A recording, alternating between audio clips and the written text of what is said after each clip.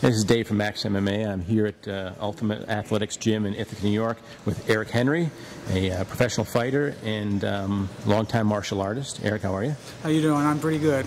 Tell me about how traditional martial arts and mixed martial arts work together for you. Oh, traditional and mixed martial arts work together just great because it's not a sport, true traditional martial arts. You have sport karate, which has been watered down in the U.S. for a long time, the past 40 years, and then you go over to another country and you see karate, and these guys actually break each other's noses. You know, that's what they consider a point, you know. So I kind of blend that more in there because true traditional martial arts of any style are meant for fighting. They're not meant for points, they're not meant to touch or tag or anything like that. They're not meant for posturing. They're meant to help you survive. You know, you're not going to see a whole lot of flashy stuff unless it's done by a master in an actual fight because it's not going to work. It's a gymnastic. It's meant for your conditioning, your coordination, and stuff like that. Even kata. Kata as a pattern is not meant for fighting. Any master will tell you that. The individual techniques can have 100 meanings though. I've found a lot of things in kata that I actually didn't discover until I started wrestling. And I found a lot of things in wrestling that could be applied to karate perfectly. And these are all in forms. So I had to go and learn the language first. Now I can blend a whole lot together. Mostly it comes down to confidence. Traditional martial artists, they're traditional theorists, but they've never applied their skills. So how are they supposed to work? It's kind of like going into a firefight with an empty gun.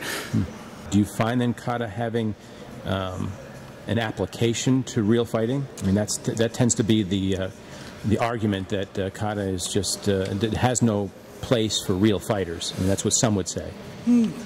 Kata has a place for real fighters. You just have to understand what a kata is. When you're doing pad works and you're doing repeated combination, you're doing a kata. It's a pattern. That's exactly what it means. It's a form. And you use it to build muscle memory. Not all kata requires your hand to be at your hip. It doesn't require you to be in a deep stance. Not all kata are like that. That's why there are so many. There are 1,000 ways to fight, which means there are 1,000 ways to do kata. My kata, personally, are geared towards the sport end. Deeper stance, longer movements.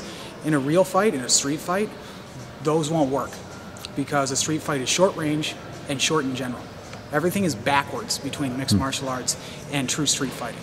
In mixed martial arts, you're in a cage with a ref, half naked, no shoes, wearing protective gear. And you start at a distance and you try and close the distance.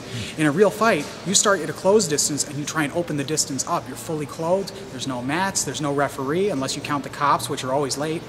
Everything is backwards. In kata, everything is designed for you to hit and run. Every pattern that you do is just a little booklet. But you have to take the individual techniques themselves and make them into a fighting form. They don't start off that way, they're not meant to. They're meant to make you smarter by dissecting them. Yeah, they work. I've used a lot of them. I've even used a few of them in a few techniques from kata in the cage. But the fact is that kata is meant for street fighting. There are no rules in kata. There's plenty of rules. There's 20-something rules in MMA, so you can only apply the basics. And you've had, what, how many fights? Almost 20. Almost 20 fights. And do you find you're using some of your traditional techniques in those fights? Oh yeah, I use especially the footwork. Yeah. The footwork is very traditional. A lot of the guys that I train with and spar with, they like to, in a funny way, call me names because they can't touch me if I don't want to be touched. They can't catch me, but I can stay in range. Now, like, I've always been known as the kicker. All my kicks are from traditional Taekwondo and Shotokan. I don't tie kick, you know, I don't do push kicks, I don't do teeps. You know, I spinning back kick, I side kick, I front thrust kick, I round kick, I hook kick. It all works. It just depends on whether or not you can use it. And tradition is coming around in the cage too. I mean, the Showtime kick or anything from Kung Lee. Those are all traditional. They've been around for 1,000 years. How could the new stuff be better if the old stuff is starting to work again? Well, and it must be gratifying to see the success of Lyoto Machida, for example. My idol. Yeah, he's done very well, coming from a very traditional background. He's the one. Machida's the one who gave me the confidence to put everything back on because people started looking at me differently. You know, 10 years ago, people would look at me with the game and go, pfft. And I had a choice. Either I would spar with them and they'd understand, or I'd leave it alone, and then I just felt insulted because what do they know? I've been doing this for I've been doing this for over 20 years. They've been in it maybe 5 or 6 years. They have no right to talk to me like that. But at the same time, I don't have a right to lash back out at him because I'm learned a thing or two in those 20 years. Mm-hmm. Well, I appreciate your time. Very interesting topic, and look forward to seeing you fight again. You have a fight coming up? We're looking for something. There have been a couple of hit and misses, but we're looking for January or February. Very good. Well, thanks again for your time. Very interesting, and take care. Yep, thank you. I might push it to